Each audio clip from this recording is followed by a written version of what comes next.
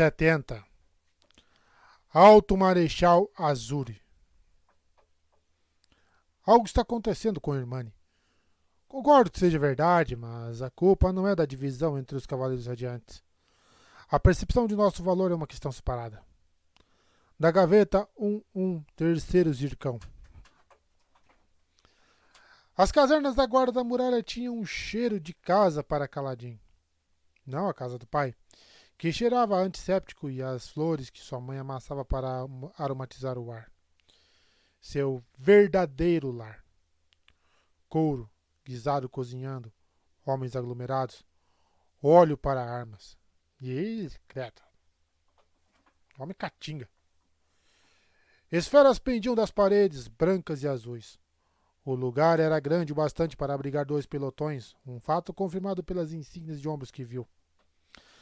A grande sala comum estava cheia de mesas e uns poucos armeiros trabalhavam no canto, costurando justilhos ou uniformes. Outros afiavam armas, um som rítmico e calmante. Eram os ruídos e odores de um exército bem organizado. O guisado não cheirava tão bem quanto o de rocha. Kaladin ficara mal acostumado com a culinária do Papaguampas. Ainda assim, quando um dos homens veio trazer-lhe uma tigela, pegou-se sorrindo. Ele se acomodou em um longo banco de madeira, perto de um pequeno fervoroso agitado que estava escrevendo glifo-amuletos em pedaços de pano para os homens. Kaladin instantaneamente adorou o lugar, e a situação dos homens falava muito bem do Alto Marechal Azuri. Ele provavelmente era algum oficial de médio escalão que havia sido lançado no comando durante o caos dos distúrbios, o que o tornava ainda mais impressionante. Azuri havia protegido a muralha, removido os parchemanos da cidade e cuidado da defesa de Kholinar. Se os uniu ao redor das vigas enquanto os soldados faziam perguntas sobre o recém-chegado. O tenente que o havia encontrado, seu nome era Noromin, mas seus homens o chamavam de Noro, respondeu prontamente. Kaladin era um desertor. Ele tinha uma marca chache bem feia. Vocês deviam ver. Marca de Sarias. Eram olhos claros, já pensou. Os outros na caserna acharam aquilo curioso, mas não preocupante. Alguns até comemoraram. Raios. Kaladin não conseguia imaginar nenhuma força dos soldados de Dalinar recebendo tão bem um desertor, ainda mais um perigoso. Levando isso em consideração, Kaladin identificou outra subcorrente na sala. Homens afiando armas com partes lascadas. Armeiros reparando cortes em couro. Cortes feitos por lanças em batalha. Assentos claramente vazios na maioria das mesas, com taças dispostas diante deles. Aqueles homens haviam sofrido perdas. Não grandes perdas, não por enquanto. Eles ainda conseguiam rir. Mas, raios, havia uma tensão na sala. Então, disse Noro, marca Shash? O resto do esquadrão se acomodou e um homem baixo com pelos no dorso das mãos colocou uma tigela de guisado espesso e pão achatado diante de Kaladin. Refeição padrão, com talheu defumado e picadinho de carne. Transmutada, naturalmente, e meio sem gosto, mas farta e nutritiva. Tive uma discussão com o grão-senhor Amaran, disse Kaladin. Eu achei que ele havia matado alguns dos meus homens sem necessidade. Ele discordou. Amaran, disse um dos homens. Você mira alto, amigo. Eu conheço Amaran, disse o homem com mãos peludas. Realizei missões secretas para ele quando era um agente. Kaladin olhou para ele, surpreso. É melhor você ignorar o Barba, aconselhou o tenente Noro. É o que o resto de nós faz. Barba não tinha uma barba. Talvez mãos peludas fossem o bastante. Ele cutucou Kaladin. É uma boa história. Alguma hora eu te conto. Não se pode simplesmente marcar a ferro um olhos claros como escravo, disse o tenente Noro. Você precisa da permissão de um grão-príncipe. Tem mais coisa nessa história.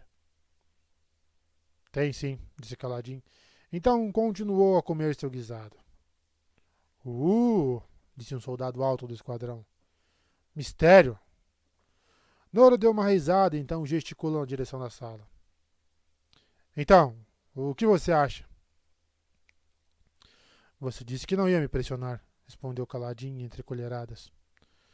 Não estou pressionando, mas você não vai encontrar um lugar lá fora na cidade onde possa comer tão bem quanto aqui. Onde vocês conseguem a comida? Indagou caladinho, levando a colher com o guisado à boca. Não podem usar transmutadores, pois os gritadores virão atrás. Um estoque? Estou surpreso que um dos grandes senhores da cidade não tenham tentado se apropriar dele. Esperto, o tenente Noro sorriu. Ele tinha um jeito muito tranquilizador. Esse é um segredo da guarda. Mas aqui sempre tem um guisado fervendo e pão assando.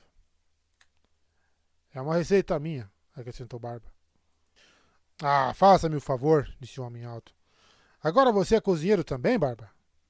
Um chefe de cozinha, muito obrigado. Aprendi essa receita de pão achatado com um místico papaguampas no topo de uma montanha. Mas a história mesmo é como cheguei lá. Foi onde você pousou, obviamente, disse o soldado alto. Depois que alguém no seu último esquadrão chutou você. Os homens riram. Parecia caloroso ali, naquele banco longo, com uma fogueira bem montada ardendo de modo consistente no canto. Quente e amigável, enquanto o Caladinho comia, eles lhe deram algum espaço conversando entre si. Noro. Ele parecia menos um soldado e mais um mercador bonachão tentando convencê-lo a comprar brincos para a sua amada. Lançou indiretas bem óbvias para Caladinho, recordações de como eles estavam bem alimentados, de como era bom fazer parte de um esquadrão. Falou de camas quentes, de como não precisavam ficar de plantão com tanta frequência, de como jogavam cartas enquanto a grande tormenta soprava. Caladinho conseguiu uma segunda tigela de guisado e, enquanto se acomodava de volta em seu lugar, ele percebeu uma coisa, chocado.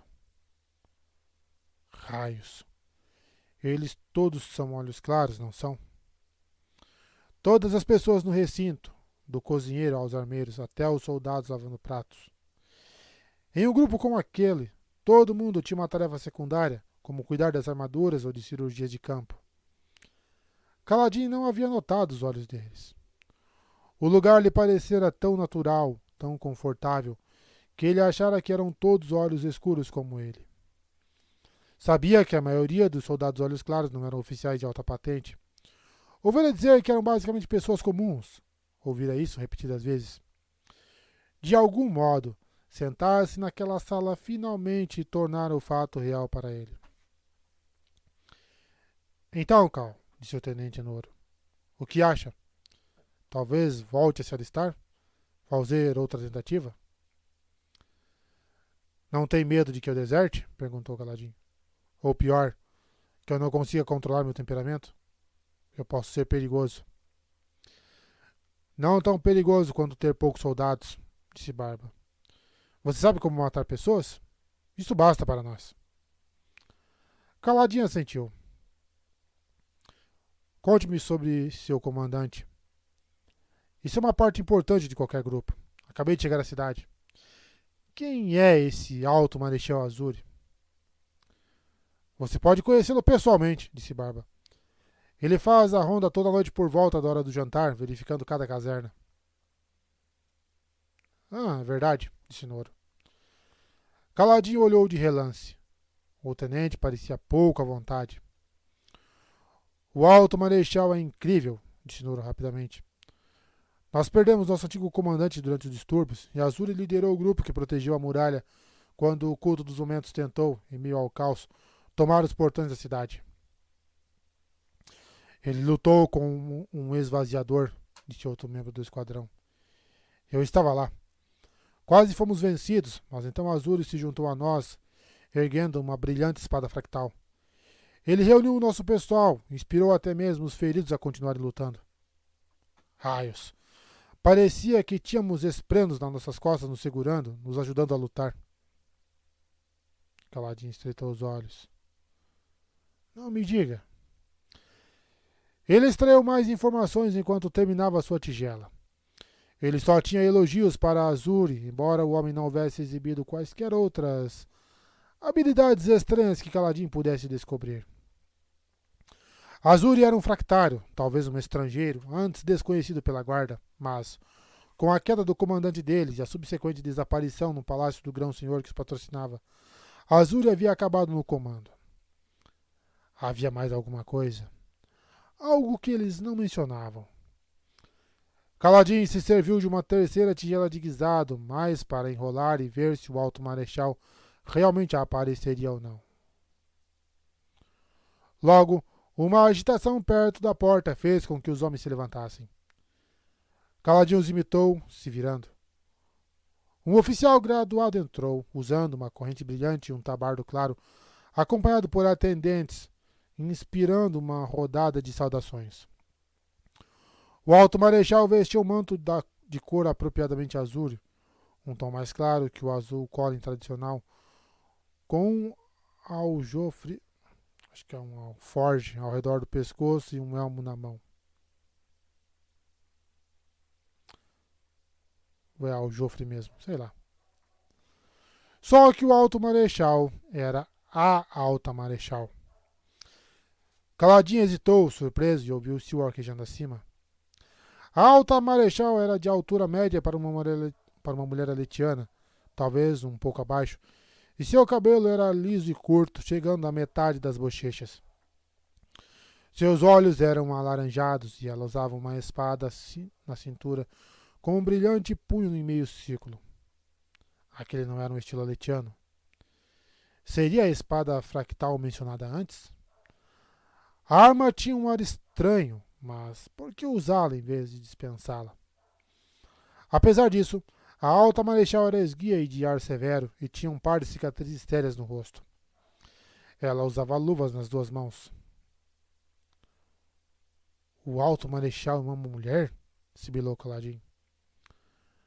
Nós não falamos sobre o segredo do alto marechal, disse Barba. Segredo? Replicou Caladin. É bem tormentosamente óbvio. Não falamos sobre o segredo do marechal, repetiu Barba, e os outros concordaram. Calado, entendeu? Calar sobre aquilo? Raios. Aquele tipo de coisa simplesmente não acontecia na sociedade Vorin. Não como nas baladas e histórias. Eles tiveram 3 exércitos e nunca viram uma mulher segurando uma arma. Até mesmo as batedoras aletianas só portavam facas. Ele quase esperaram um motim quando Armaralin e as outras, embora para radiantes, Jasna e Shallan já houvessem fornecido precedentes. A Azuri disse aos homens que eles podiam se sentar. Um deles ofereceu a ela uma tigela de guisado e ela aceitou. Os homens comemoraram depois que ela provou e cumprimentou o cozinheiro. Ela passou a tigela para um dos seus atendentes e as coisas voltaram ao normal. Homens conversando, trabalhando, comendo. A Azuri foi falar com vários oficiais. Primeiro o líder de pelotão, que seria um capitão. Em seguida os outros tenentes. Quando ela parou na mesa deles, lançou um olhar avaliador para Caladin. Quem é o novo recruta, tenente Noro? Perguntou ela. Esse é o Cal, senhor, respondeu Noro. Nós o encontramos perambulando lá fora na rua. Desertor, com uma marca Shash. Em olhos claros? Raios, homem. Quem você matou? Não foi o sujeito que eu matei que me deixou com essas marcas, senhor. Foi o sujeito que eu não matei. Isso parece uma explicação ensaiada, soldado. Por que é mesmo? Caladin imaginou que ela, pelo menos, o pressionaria para obter mais informações. Ela só grunhiu. Ele não conseguiu identificar sua idade, embora as cicatrizes provavelmente a fizessem parecer mais velha. Você vai se alistar? Nós temos comida para você. Francamente, senhor, eu não sei. Para começar, não consigo acreditar que ninguém se importe com o meu passado. Além disso, vocês estão obviamente desesperados, o que também me deixa relutante. Ela se virou para o tenente Noro. Você não mostrou a ele? Não, senhor. Acabamos de dar a ele um pouco do guisado. Deixe comigo. Cal, me acompanhe. Fosse o que fosse que eles quisessem mostrar, estava no topo da muralha, já que o conduziram a uma escadaria interna de pedra. Kaladin queria saber mais sobre o suposto segredo de que Azuri era uma mulher. Mas quando perguntou, o tenente Noro sacudiu a cabeça rapidamente e fez um gesto para que se calasse. Logo eles se reuniram no topo das fortificações. A muralha de Colinar era uma poderosa estrutura defensiva, supostamente com quase 20 metros de altura em alguns pontos, com uma ampla passarela no topo de 3 metros de largura. A muralha se estendia pela paisagem envolvendo Colinar inteira. Ela fora construída até no topo das lâminas de vento mais avançadas, se encaixando nelas como uma coroa invertida, as porções elevadas correspondendo às brechas entre as lâminas. A muralha era interrompida por torres de guarda a cada 100 metros aproximadamente. As largas estruturas eram grandes o bastante para abrigar esquadrões, talvez pelotões inteiros em vigia. Por essa marca, imagino que você estava em um dos exércitos que recrutou no norte, disse Azuri. Você se alistou para lutar nas planícies quebradas, não foi? Massadez usou aquele exército ao norte para selecionar veteranos, talvez para capturar alguns terrenos de vez em quando de grãos príncipes rivais. Você acabou lutando contra outros aletianos, garotos de fazenda, assustados, em vez de embarcar para vingar o rei. Foi algo assim? Foi algo assim, admitiu Kaladin. Que é uma para a nação se culpar um homem por desertar nessas condições, disse Azuri. Não vou julgá-lo por isso, soldado. E a marca? Azuri apontou para o norte. A noite havia finalmente caído e, ao longe, Kaladin podia ver um brilho. Eles retornam para as suas posições depois de cada tempestade, disse Azuri baixinho, e acampam uma parte do seu exército lá fora. Isso faz sentido estrategicamente para impedir que a gente se reabasteça e para garantir que não saibamos quando vão atacar. Pesadelos, Cal. Um verdadeiro exército de esvaziadores. Se aquilo fosse uma força letiana, o povo desta cidade não teria muito com o que se preocupar. Claro, haveria baixas na muralha, mas nenhum pretenso rei de Aletkar ia queimar e saquear a capital. Mas aqueles ali não são aletianos. Eles são monstros. Na melhor das hipóteses, vão escravizar toda a população. Na pior. Ela deixou o pensamento no ar, então olhou para ele. Estou feliz de que você tenha uma marca. Ela disse que você é perigoso e temos limites estreitos aqui em cima da muralha. Não podemos simplesmente pressionar todos os homens aptos. Preciso de soldados de verdade. Homens que saibam o que estão fazendo. Então, por que estou aqui? Indagou Kaladin. Para ver isso? Quero que você pense, disse Azuri. Eu digo aos homens, essa guarda da muralha, isso aqui é a redenção. Se você lutar aqui, ninguém vai se importar com o que você fez antes. Porque eles sabem que, se cairmos, essa cidade e essa nação não existirão mais. Nada importa, exceto proteger essa muralha quando vier o ataque. Você pode se esconder na cidade e rezar para que sejamos fortes o bastante sem você. Mas, se não formos, você não será nada além de mais um cadáver. Aqui em cima você pode lutar. Aqui em cima você tem uma chance. Não vamos pressioná-lo. Pode partir essa noite. Deite-se e pense sobre o que está vindo aí. Imagine outra noite em que os homens aqui em cima estão morrendo, sangrando por você. Pense em quão impotente você se sentirá quando os monstros entrarem. Então, quando voltar amanhã, daremos a você uma insígnia da guarda da muralha. Foi um discurso potente. Kaladin olhou para Sil, que pousou em seu ombro. Então deu uma longa olhada para as luzes no horizonte. Você está aí, Sá? Eles trouxeram vocês os outros para cá? E a filhinha de Sá, que havia colhido flores e segurado cartas de baralho, como se fosse um brinquedo maravilhoso? Será que quem estava ali, a parchemana que exigira que Kaladin mantivesse sua liberdade, apesar de ter passado a viagem toda zangada com ele? Que os ventos permitissem que eles não houvessem sido arrastados ainda mais para aquela confusão. Ele se juntou aos outros que desciam ruidosamente pela escada.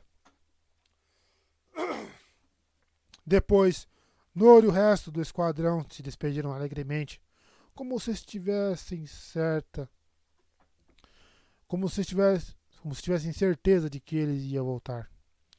E provavelmente voltaria, embora não pelos motivos que eles imaginavam.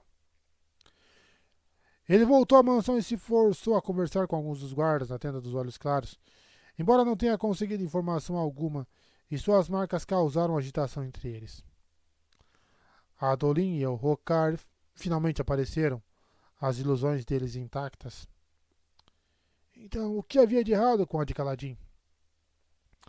A esfera que Shala havia lhe dado ainda estava infundida. Scar foi buscar Drer e Scar, então se juntou ao rei e a Adolin enquanto partiam de volta para casa. Por que está tão pensativo, capitão? Quis saber o Rokar. Eu acho que talvez tenha encontrado outra radiante para nós, disse Kaladin, estreitando os olhos.